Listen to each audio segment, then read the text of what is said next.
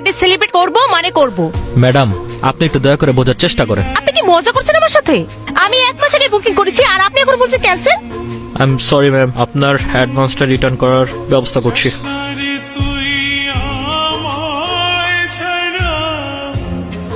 আপনার কি কোনো সেন্স আছে?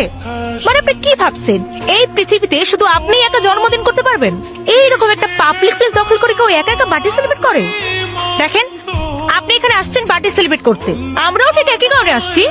তাহলে আপনি এখানে একা একা রুফটপ দখল করে বার্থডে সেলিব্রেট করবেন আর আমরা দাঁড়িয়ে দাঁড়িয়ে আপনার কেকের দিকে তাকিয়ে হা করে থাকবো? আজকে আপনার বার্থডে? হ্যাঁ, আমার বার্থডে, আর এটাকে নষ্ট করার জন্য আপনাকে অনেক ধন্যবাদ। আই এম সরি, আমি আসলে প্রতি বছর একাই বার্থডে সেলিব্রেট করি। সেটা আপনার সমস্যা। আপনার যদি এতই একা একা বার্থডে সেলিব্রেট করতে ইচ্ছা করে না, তাহলে যে বাড়িতে গিয়ে করুন, আর না হলে ওয়াশরুমে বসে কেক কাটুন। আজকের দিনটা আপনার হোক, শুভ জন্মদিন। আপনার এই বিশেষ জন্মদিনে আমার পক্ষ থেকে ছোট্ট গিফট আপনার জন্য। Enjoy your party. এই মাত্র যে লোকটা গাড়ি করে গেল, উনি কে? উনি ম্যাডাম ঠিক আমি চিনি না, এখানে প্রত্যেক বছরই আসে, আইসা একা একা জন্মদিন পালন করে। একা একা জন্মদিন পালন করে? ভীষণ অদ্ভুত মানুষ তো। আইনের পোশাক পরে তুমি আইন বিক্রি করছো? মানে স্যার, চুপ! এ পোশাক সম্মানের, ঘুষের টাকায় বিক্রি করার জন্য না। কত টাকায় তুমি তোমার পোশাক বিক্রি করেছো বলো? আমার ভুল হয়ে গেছে স্যার। ভুল? না না না না, এটা ভুল না। এটা তোমার গায়ে জড়ানো পোশাকের সাথে বিশ্বাসঘাতকতা। আইন কারো বাবার সম্পত্তি না।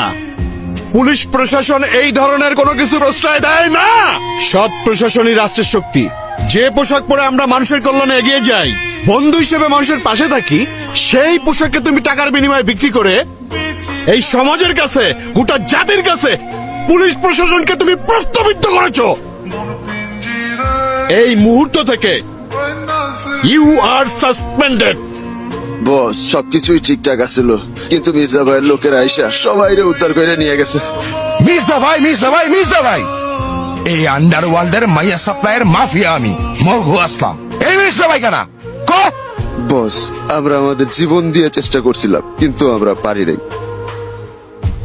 বাপসান, জীবন দিয়ে তুই চেষ্টা করি থাকোস, তাহলে তোর জীবন নিয়ে আমার সামনে খারাপ কেন? এই মানে যখনই আমি একটা গুরুত্বপূর্ণ কাজে যাব, ঠিক তখনই আমার স্কুটিটা নষ্ট হতে হবে। আরে মাত্র তো 2 ঘন্টারই ব্যাপার, 2 ঘন্টা পরেই তো তুই তোর স্কুটি হাতে পেয়ে যাবি। চল এখন আমরা একটু রিক্সা নিয়ে চলে যাই।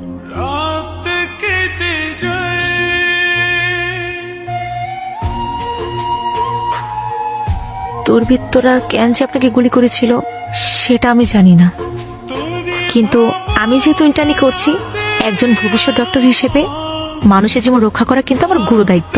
আর আপনি ভয় পাবেন না, বুলেটটা বের করা হয়েছে।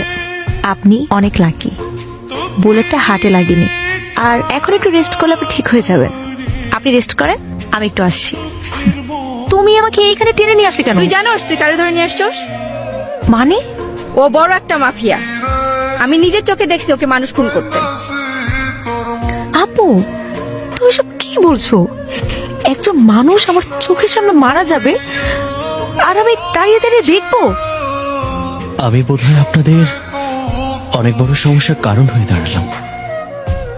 আমার জীবন রক্ষা করবার জন্য ধন্যবাদ।